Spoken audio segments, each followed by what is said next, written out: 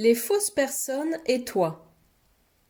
Bonjour, merci d'être à nouveau ici avec moi. J'espère que vous allez tous très bien. Avant d'aborder le sujet d'aujourd'hui, j'aimerais ajouter quelques commentaires. J'ai dû republier ma dernière vidéo en anglais intitulée Formation d'une matrice parce que YouTube l'a jugée inappropriée à cause d'une de ces petites vidéos que je place en arrière-plan due à un problème de droit d'auteur, même si elles sont toutes censées être libres de droit et que tout le monde peut les utiliser. Et j'en profite pour vous dire que ces petites vidéos, en fin de compte, ne sont pas importantes, parce que mes informations vous sont présentées sous forme de podcast, et que ces vidéos en arrière-plan ne sont que des décorations, même si je les choisis toujours pour qu'elles soient aussi pertinentes que possible par rapport aux informations données.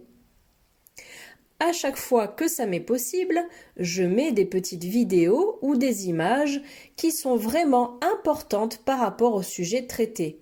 Mais je ne peux pas en partager dans toutes mes vidéos en raison du rythme soutenu auquel je les publie. Mes vidéos sont difficiles à réaliser, elles prennent beaucoup de temps et j'ai beaucoup de choses à dire et à partager. Ce qui est important, c'est la voix. Et j'ai cherché la meilleure et la plus harmonieuse que je puisse trouver et que je sois autorisée à utiliser. De plus, je fais tout ce que je peux pour l'améliorer. Note d'Héloïse Alciona. Ici, Marie parle des voix artificielles anglaises et espagnoles qu'elle est obligée d'utiliser pour ses vidéos, car la directive première de la Fédération Galactique l'empêche, en tant qu'extraterrestre, de nous parler directement avec sa propre voix naturelle. Fin de la note. Passons au sujet d'aujourd'hui. Le concept des fausses personnes attire l'attention du public depuis un certain temps maintenant et, de ce que je sais, l'une des personnes qui a rendu ce sujet populaire est Dolores Cannon. Donc je l'utiliserai comme base. Cependant, ces concepts ont été présentés par elle et par mes prédécesseurs presque comme un attribut fixe de certaines personnes et non comme quelque chose qui peut être intermittent. Parfois elles sont fausses et d'autres fois elles ne le sont pas. Et en fonction de notre angle ou point de vue, nous pouvons les comprendre, y compris les observer. Tout ce qui existe est de l'énergie potentielle dans les éthers.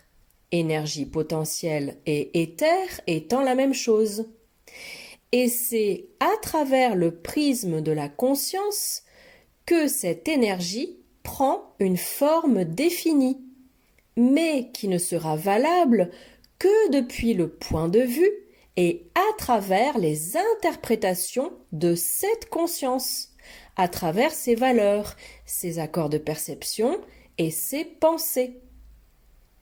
Ainsi, de la même manière que nous interprétons une chaise, un lampadaire ou une montagne comme faisant partie du monde qui nous entoure, nous interprétons également l'énergie potentielle comme étant d'autres personnes, parce que c'est ainsi que nous percevons le monde. En d'autres termes, c'est ainsi que nous donnons une forme à l'énergie que nous interprétons à travers le prisme de notre esprit et de notre conscience. Le concept de base des fausses personnes stipule que la plupart de celles qui nous entourent ne sont que des projections d'énergie et des créations de notre esprit et qu'il n'y a personne à l'intérieur d'elles. Elles sont donc aussi inanimées et creuses qu'une cabine téléphonique, et ce sont uniquement nos idées préconçues qui nous font prendre pour acquis qu'il doit y avoir quelqu'un dans tel ou tel autre corps. Nous voyons et interprétons le monde qui nous entoure en fonction du contexte dans lequel se trouve notre perception. Donc nous pensons que si nous avons un corps, les autres doivent également être habités par des âmes. Comme je l'ai déjà expliqué, Seul le monde des esprits existe, et depuis un point de vue expansé, le monde matériel n'est qu'illusoire. Comme l'a dit Dolores Cannon, nous créons tous des fausses personnes dans notre environnement. C'est dire la puissance de notre esprit. Lorsque nous marchons dans la rue, nous rencontrons d'innombrables personnes que nous n'avons jamais vues auparavant et que nous ne reverrons probablement jamais.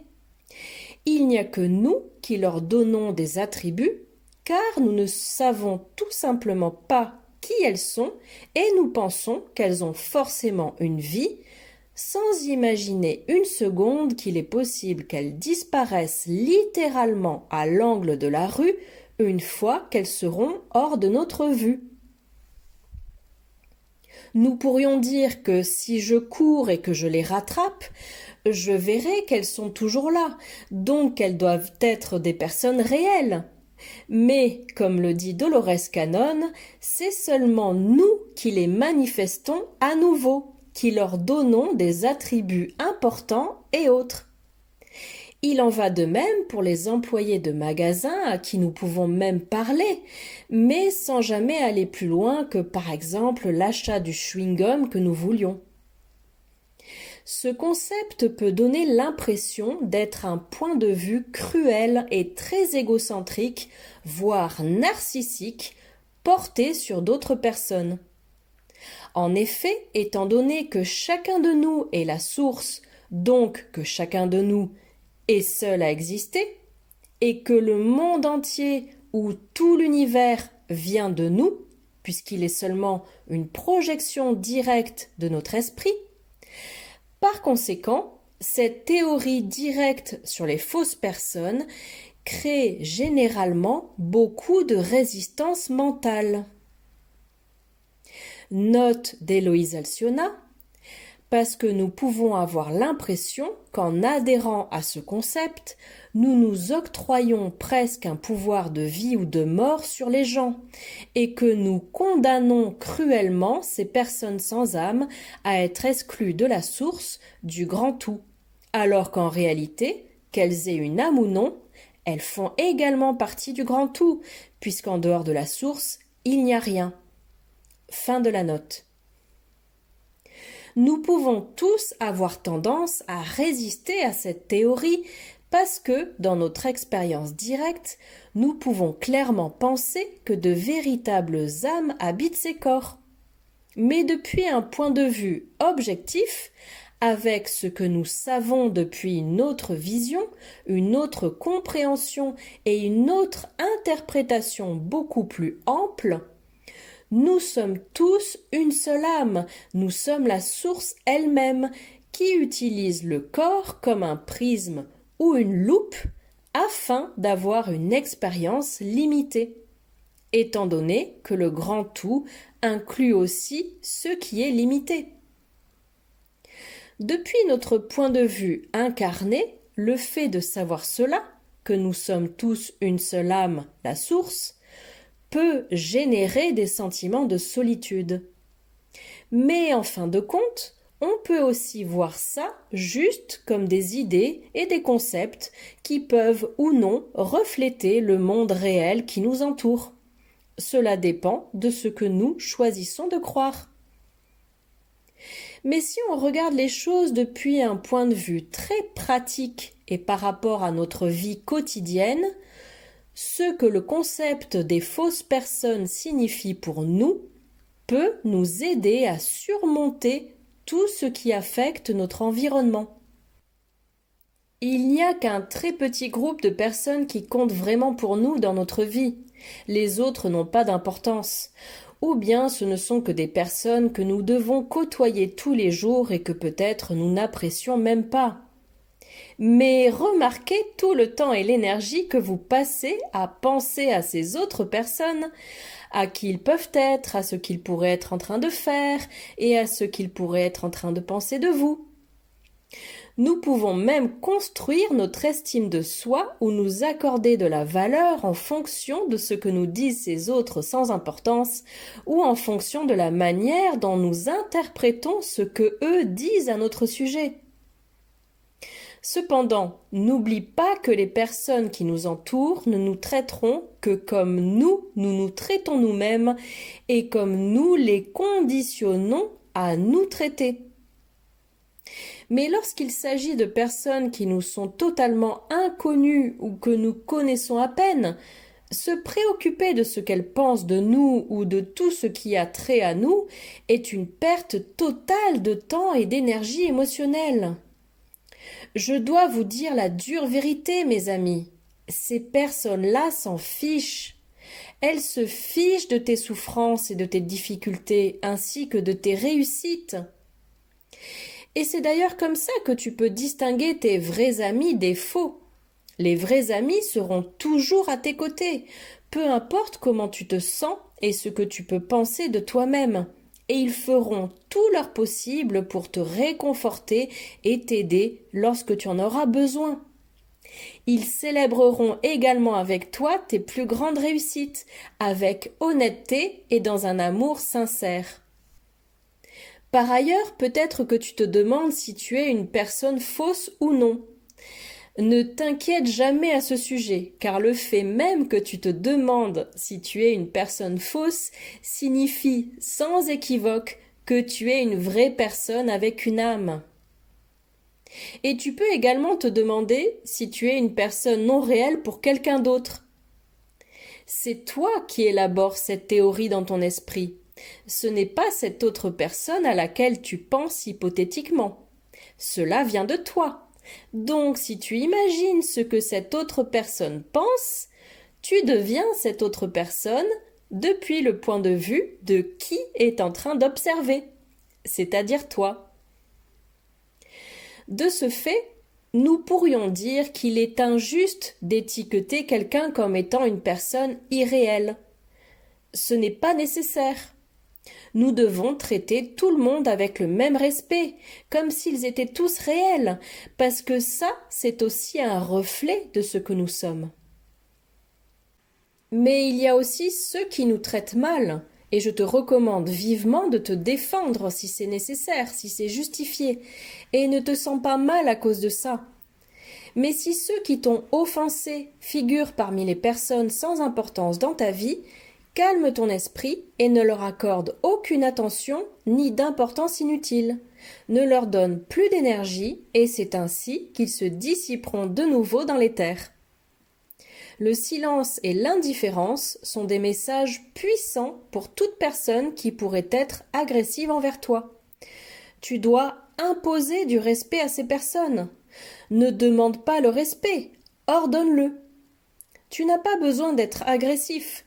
Tu dois rester mystérieux, garder pour toi la plus grande part de ce que tu es et toujours rester incognito vis-à-vis de ces autres sans importance.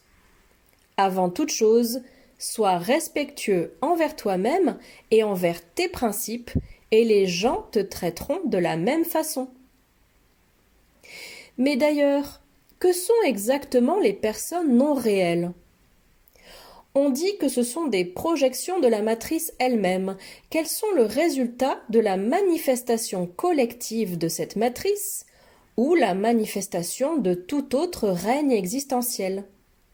Elles sont aussi des projections holographiques à l'intérieur d'un système de monde artificiel, comme ceux que l'on appelle PNJ dans un jeu vidéo, c'est-à-dire personnages non joueurs. Note d'Héloïse Alciona, Marie veut parler des personnages qui font partie du décor, les figurants de la matrice. Fin de la note. Une autre façon de mieux cerner les fausses personnes est de remarquer comme elles suivent toutes les règles et obéissent à tout ce qu'on leur dit de manière obsessionnelle. Elles pensent et agissent en adéquation avec ce que leur dicte leur rôle social.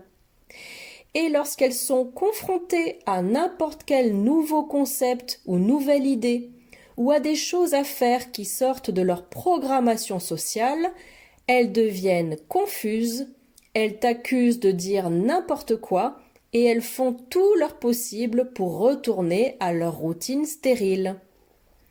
Je suis quasiment certaine que chacun d'entre vous a rencontré de nombreuses personnes qui se comportent de cette manière, presque comme s'il leur manquait un cerveau.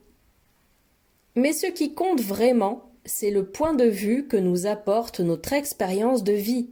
C'est donc à chacun d'entre nous de décider si une personne est un PNJ ou non. Et ce n'est pas nécessaire non plus. Mais en tant que concept spirituel, cela peut nous aider à comprendre que nous n'avons pas besoin de perdre notre temps et notre énergie avec des personnes qui n'ont vraiment aucune importance pour nos vies.